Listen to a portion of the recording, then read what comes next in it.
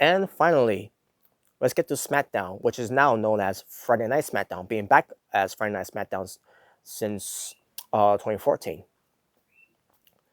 But as far as SmackDown when it aired on Fox, by the way, um, where they had a viewership of about 4 million viewers, and I don't remember the number of the ratings of it, but hey, it was a good start for SmackDown, but it wasn't gonna last that long, and unfortunately, it kept going down and down and down, and to finally went further down once we get to this week's by the way, we're pertaining to NXT. I forgot to mention NXT um edition of their show from October 23rd, 2019, and as far as SmackDown from October 25th, 2019 edition, their ratings were of 0.77 rating. SmackDown only pulled in 888,000 viewers on Fox S, well, Fox Sports One, I have to say, basically FS1. Now, here's the thing: AEW Dynamite, they beat SmackDown, just like they beat NXT, but they didn't beat Raw though. But I'm not going to brag about that because I'm not going to be that type of guy to brag about it, because at the end of the day, I don't watch Raw, I don't watch SmackDown. All I care about is watching NXT and Dynamite. And even with Dynamite and NXT going head to head every Wednesday nights for the Wednesday Night War, at the end of the, I came to the conclusion where I don't care about the ratings. I don't care about the viewership. I don't care about which show ends up being better than that show. To a degree, I mean, maybe I do, but at the same time, maybe I don't. But at the same time, if I enjoy both of those shows, then I enjoy both of those shows, despite what show is and what was better. Because at the end of the day, it's about what I think about the shows. Do I think the show sucked, or do I think the show doesn't suck? And where it pertains to Dynamite and NXT, I thought both shows were very enjoyable for me of my take, that I thought it was entertaining. Where it pertains to the wrestling, to the segments, and to everything else that was building around that show, where it pertains to promos and video packages, and the delivery of the environment of the show, the atmosphere, the theme, um, the whole 9 yards. Um, Especially on the twists and turns of it as well, where I still enjoy both shows, and those shows are keeping me invested to watch them every week. They earn my viewership, my attentions to watch them every week, unlike when the Raw and the Friday Night SmackDown does. But when it pertains to SmackDown, when you got guys like a Brock Lesnar, who's WWE champion on that show, who's the guy for SmackDown, because Fox wants Brock Lesnar to be the guy. Even with Brock Lesnar being the champion, it's still not going to be enough for me to tune in, especially when we got the WWE Intercontinental Champion and one of my favorite wrestlers of all time, in Shinsuke Nakamura, the king of strong style, and the way he was being booked. Um, I was on borrowed time during that time, and that was back in 2017, when Shinsuke Nakamura was being booked the way he was being booked on the main roster. On NXT, he was booked better than he was booked on the main roster, because when he got the main roster, he's been losing to guys like a Jinder Mahal, and and and not getting and not winning the W Championship title in numerous occasions. When he had even at one point he was even allowed to cheat to win the W Championship, but he couldn't do that either. And then we have him be United States champion, and then did nothing with him as United States champion, and then have him be United States champion again, only for him to lose it a couple of days later to R-Truth, the way that was done. And then with him being in the with team of a Rusev for no reason, that made no sense. And with Shinsuke Nakamura being in the current champion, and when they did nothing with him, and then they promote with Sami Zayn, where Sami Zayn ends up being the manager instead of having Sami Zayn wrestle like he loves to do. They have him managing Shinsuke Nakamura. They can or maybe I'll tune in to SmackDown to see where it goes from there. I don't care, especially when they have Shinsuke Nakamura in the program right now with Daniel Bryan, which they should have done a program with them years ago, instead of having Daniel Bryan forcing this whole retirement, quote unquote, which which I still did not like that they wasted Dan Bryan's career and his time of him being retired all those years, and then he comes back where Shinsuke Nakamura has already lost the steam where fans don't care about him anymore, even especially when they unturned him heel and took away his theme music. And they gave him a new theme music, but it's basically a heel type of heel theme music of it, where they can't do the sing along anymore. Fans were excited and invested of Shinsuke Nakamura, but because of what they did with him, fans don't care about him anymore. But I still care about him, but not. I don't care about. I don't care. I don't care that much enough about him to make me tune in to watch a SmackDown, even though I know the show's gonna be terrible. So yeah, we got Shinsuke Nakamura being the current champion. You got the Revival, one of my favorite tag teams, who are SmackDown Tag Team Champions. But the way they've been booked, they've been booked like chumps, especially when they were on Raw, and I don't see that changing anytime soon, especially when the contract's gonna be up pretty soon, where they're gonna they're gonna be heading out anyways. Um, and what titles are in the oh yeah, the SmackDown Women's Championship. You got Bayley, who's now heel. Long overdue for her to be a heel. Long overdue to do something with Bayley. That's not gonna make me tune into because now all of a sudden they decided to turn her heel and everything, and because of her new look and all that, and her new attitude. Um, and you got Sasha Banks, who's one of my favorites as in the women's division of the WWE. And the way they treated Lacey Evans on Raw, and then trying to revamp her career on SmackDown, it's not gonna be any better. It's not gonna get any better.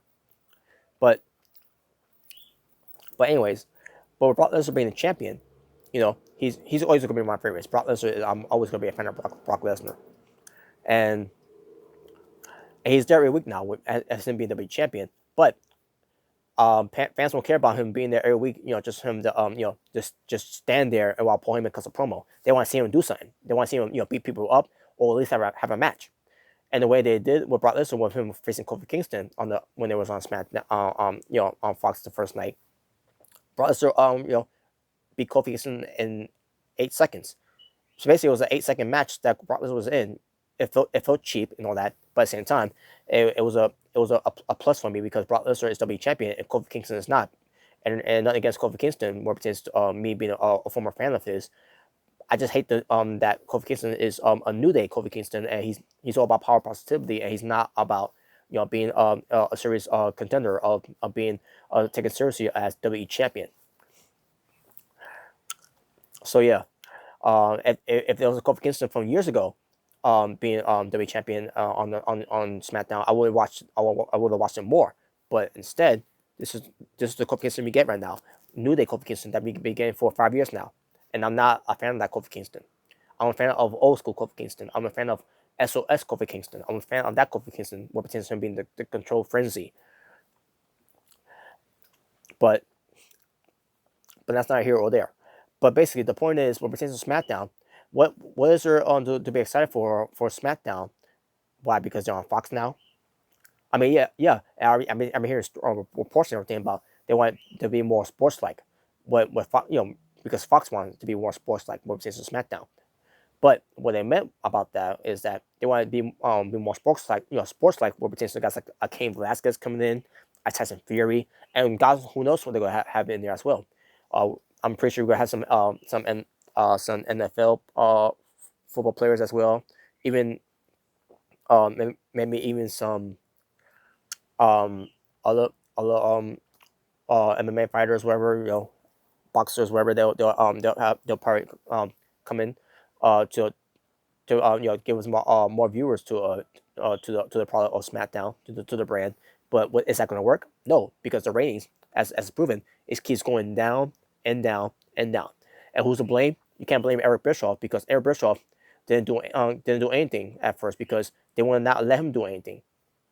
So what was the point of him hiring Eric Bischoff as the direct executive direct, the executive director, if he wasn't going to do anything? if he was being in charge of creative, if he was going if he was going to come up with any ideas, and they blame it on Eric Bischoff all the ratings going down, and they blame him for the show being bad. No, at the end of the day, it was Vince McMahon of his creative, and his philosophy is what ratings went is what caused the ratings go down, and what caused the show to be terrible on SmackDown. Same thing with Raw, because at the end of the day, the buck stops for Vince McMahon, the chairman of the board, who's I believe what 73 or 74 years old, who is old and out of touch, and he doesn't have the magic touch anymore. A man who was called a genius, or how John Moxley said it, where it's him being a literal uh, allegedly a genius. He's not. He really is not. He really isn't a genius after all.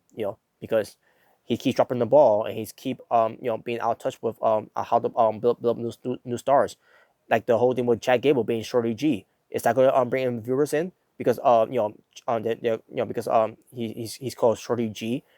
You think that's going to get over on TV? You think that's going to be something that that fans are going to be tuning in every week? Because they want to see what Shorty G is going to do. No, they want to see Chad Gable. They want to see what Chad Gable can do, to see what type of personality he has, instead of this whole Vince McMahon's vision of what Shorty G's personality should be on TV. But it's not going to get better, folks. But especially with Bruce Pritchard, because with Bruce Pritchard, I always been saying this about Bruce Pritchard every time. I never heard any good ideas from Bruce Pritchard. I never heard anything of Bruce Pritchard being a genius or representing him of his creative ideas, because if that was the case, then he would have got gut check right. He would have gotten gut check right back in TNA wrestling, and he couldn't even get that right, because he rather push pieces of trashes from gut check than to push someone on that was good in gut check, like an Eva Lees, a Brian Cage, and whoever else that he failed on. Because at the end of the day, he's not going to help the ratings of SmackDown to go up. And that's nothing too. Bruce Pritchard has been in charge of SmackDown where Eric Bischoff was there, and now that Eric Bischoff's not there anymore. Because Eric Bischoff at the end of the day, he was a scapegoat, and now Bruce Pritchard's going to be the exact same thing, where it pertains to him being a scapegoat. Basically, Eric Bischoff and Bruce Pritchard are both going to be are indeed scapegoats, because at the end of the day, they were there to put in the position where where all the blame is going to be on them, instead of the blame being on Vince McMahon. Because at the end of the day, Vince McMahon is the one who gets the final say. He's the one who gets the stamp of the approval of what should be on TV and what should go through, on Raw and SmackDown. And where it pertains to SmackDown, it's going to fall on Bruce Pritchard, and it's going to lead to where Bruce Pritchard is going to be end up being fired along with Eric Bischoff. And the same thing might happen with Paul Heyman too for Vince Raw, because Paul Heyman could be another scapegoat to hide behind Vince McMahon's failures of him always allegedly being called a genius, but he's really isn't, because if he was a genius, then his ideas would have worked. His ideas would have been gaining more viewerships, more ratings to go up, but it hasn't, because Vince McMahon is a problem. His philosophy of creative sucks, and he needs to change it. Otherwise, he's going to keep losing fans, more viewers, and more ratings. And at the end of the day, it's not going to be Vince McMahon's. Some people are not going to look at Vince McMahon and say that it's his fault, because Vince McMahon's scapegoats, having the executive directors and Paul Heyman on Raw, it's going to fall on him. And since we're Eric Bischoff, where it ended up falling on him, and ended up costing his job. And now it's going to happen and now the same situation is happening with Bruce Pritchard too as well. Not that I care about Bruce Pritchard anyways, but still, because I always thought he was garbage. I always thought that Tom Pritchard has more wrestling knowledge than Bruce Pritchard ever had. Just saying. But the point is, at the end of the day, the scapegoats are there, to be failures behind the real failure in Vincent Kennedy McMahon, who's really killing his own product. where he's saying that us wrestling fans are toxic environments. We're causing the toxic environment into the company. No, it's Mr. McMahon himself is causing the toxic environment into the WWE, and that's not fair. To the wrestlers either, where it pertains to how the show's being booked and how the show is being presented and how the show is being structured, because of Mr. McMahon's is out of touch and doesn't give a fuck.